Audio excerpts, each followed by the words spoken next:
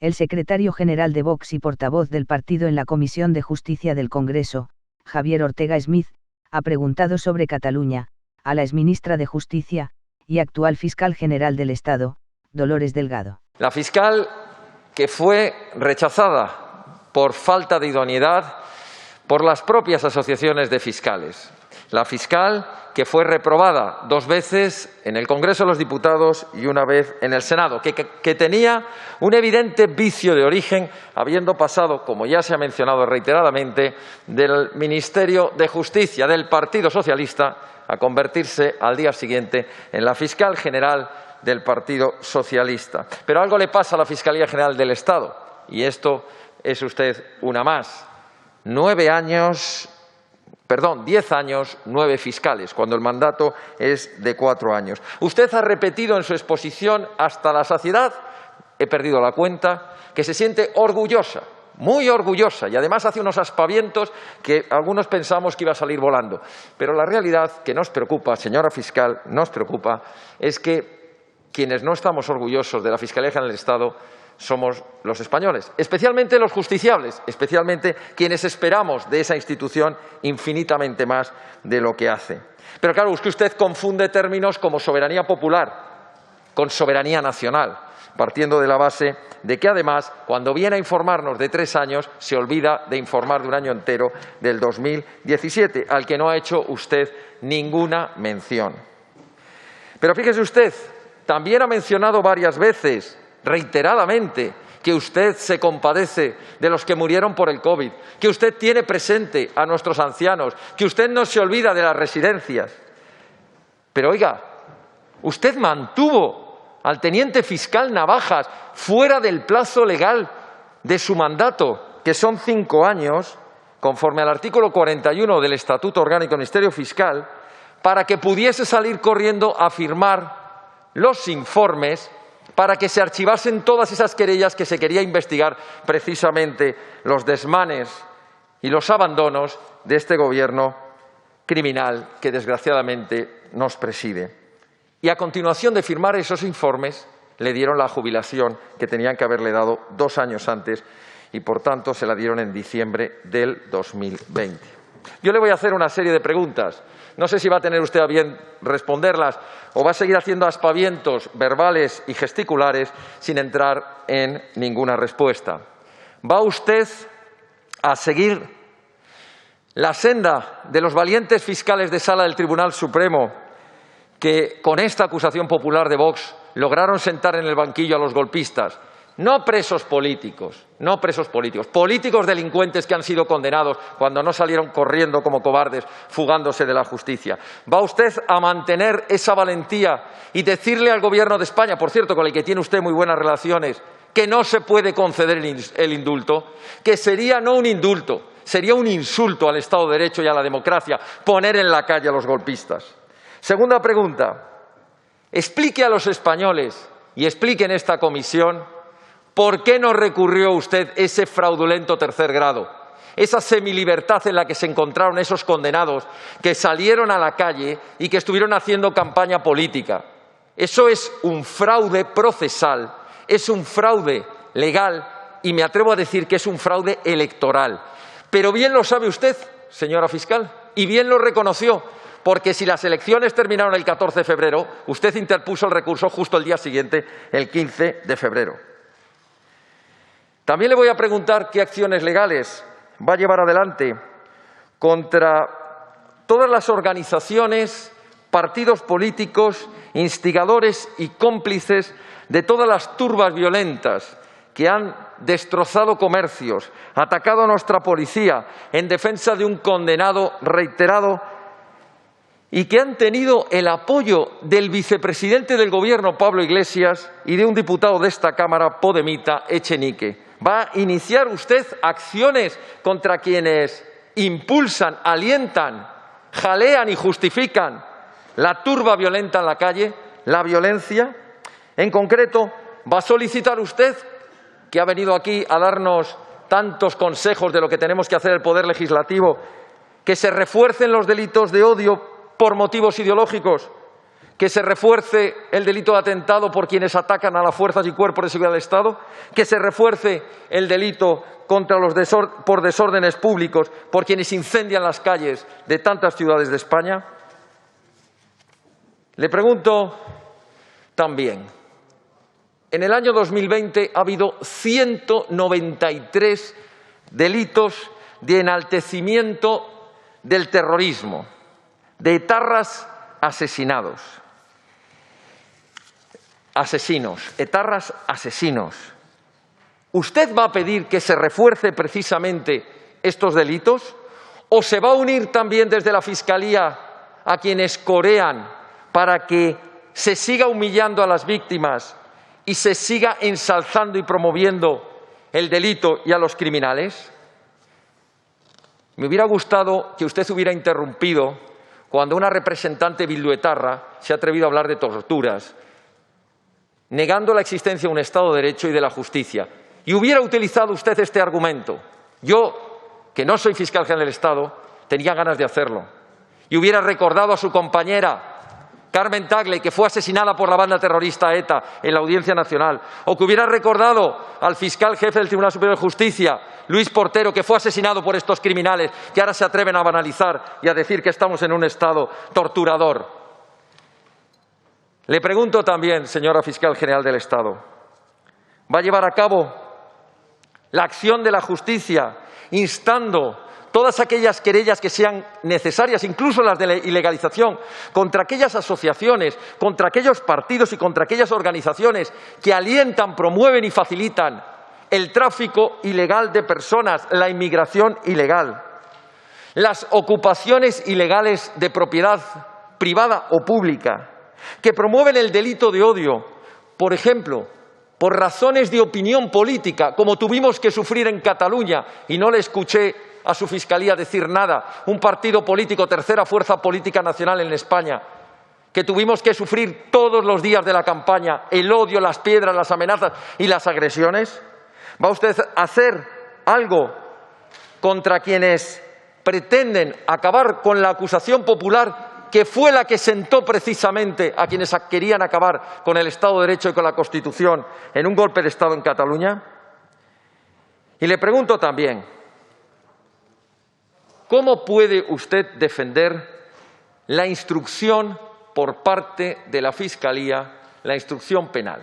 En primer lugar, ese tipo de consideraciones que hemos escuchado aquí, de que la mayoría de los juristas, la mayoría de los españoles... Pero ¿cómo vamos a confiar en la instrucción penal nada menos que a una Fiscalía que por su jerarquía, por su unidad de actuación, tiene una dependencia directa con el Gobierno, sea del color que sea, que no es independiente, que además carece absolutamente de medios? No llegan ustedes, y se lo dice quien ha ejercido durante muchísimos años en los tribunales, no llegan ustedes a emitir informes, terminan poniendo un visto porque no tienen tiempo ni de redactar 4 líneas cuando tienen que informar.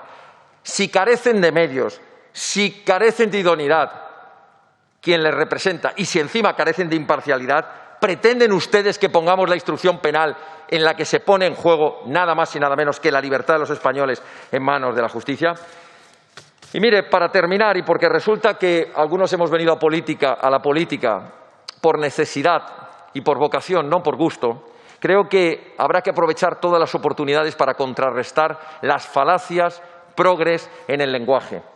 Y decir claramente que no hay presos políticos, que lo que hay es políticos delincuentes condenados o fugados. Decir que no hay torturas, que lo que hay es un terrorismo sanguinario. Decir que no hay derecho a autodeterminación, como dijo Naciones Unidas, que eso es secesión y golpe de Estado. Decir que no hay ideología de género, que lo que hay son chiringuitos feminazis que abandonan a una parte de las víctimas de la violencia intrafamiliar.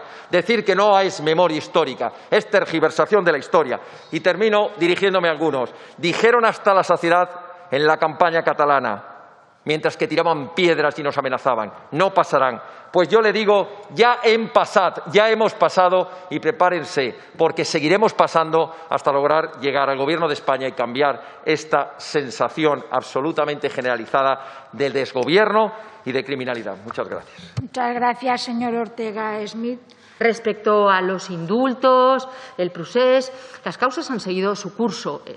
No se ha por esta fiscal general del Estado, dado absolutamente ninguna instrucción, ni ha habido ningún cambio de fiscal al respecto. Son la institución, mi institución, nuestra institución, su institución, es una institución que tiene un funcionamiento muy autónomo. Quien conoce nuestra institución sabe que es imposible interferir porque tenemos elementos y normas que impiden esas interferencias y, evidentemente, tenemos un artículo 27, tenemos temas para el conflicto o resolución de conflictos de intereses. Intento ir muy deprisa. Mire, la violencia de género mata. Y esto se lo digo a usted, señor Ortega, mata. Así que no podemos negar que exista violencia de género o hablar de violencia de género o ideología de género. La violencia de género mata y también la memoria democrática es de todos nosotros y de todas nosotros. Víctimas del delito, siempre en nuestro horizonte, del delito de terrorismo y de cualquier delito. Las víctimas tienen que estar necesariamente en nuestro horizonte. Señor Legarda, ha hecho usted referencia a qué pasaba con el conchabeo, las conformidades y arriba abajo. Mire, por ejemplo, todas las conformidades están en el marco legal. El marco legal supone, por ejemplo, en los juicios rápidos, que la conformidad, si hay conformidad, la ley prevé la deducción en 1/3 de la pena. Esta deducción de la pena se hace delante del letrado y con el juez que la autoriza. Quiero decir, dentro de los márgenes legales caben esas conformidades, solo faltaría. Y eso se hace con la ley en la mano, con la presencia del abogado que defiende los intereses de su cliente y es el abogado el que le asesora y con el beneplácito, en su caso, del juez. Pero además de eso, en las conformidades, y yo se lo adelanto, los fiscales necesitan la autorización de su jefatura. El principio de jerarquía en el Ministerio Fiscal y el principio de dependencia jerárquica no es un principio de ordeno y mando y tú me obedeces, no, es para la unidad de criterio, para unificar criterios, porque es lo único que garantiza la igualdad de los ciudadanos ante la ley. Por lo tanto, tenemos un sistema que garantiza la aplicación uniforme de la ley a todos los ciudadanos. Me gustaría contestarles sinceramente a todos en cuanto a lo que se ha dicho, pero quiero hacer alguna referencia porque ha surgido el tema del jefe de Estado, del rey emérito, y me gustaría hacer alguna indicación. Creo que es la primera vez en la historia de España que se investiga a un ex jefe de Estado, al rey emérito. Y lo hace la Fiscalía española. Lo hace con un equipo de fiscales altamente cualificado. Lo hace respetando las garantías constitucionales también del investigado. Y esto es muy importante, y respetando cualquier principio constitucional. Se hace con absoluta reserva, incluso bajo el riesgo de que se diga o se hable sobre la inactividad de la Fiscalía, que no ha cesado de trabajar. En segundo lugar, querría decir que gracias a esta investigación, que ha avanzado al ritmo que nos ha permitido la cooperación internacional, hemos podido o se ha producido en menos de 2 meses que haya aflorado una determinada cantidad importante e inimaginable al principio de esta investigación de dinero.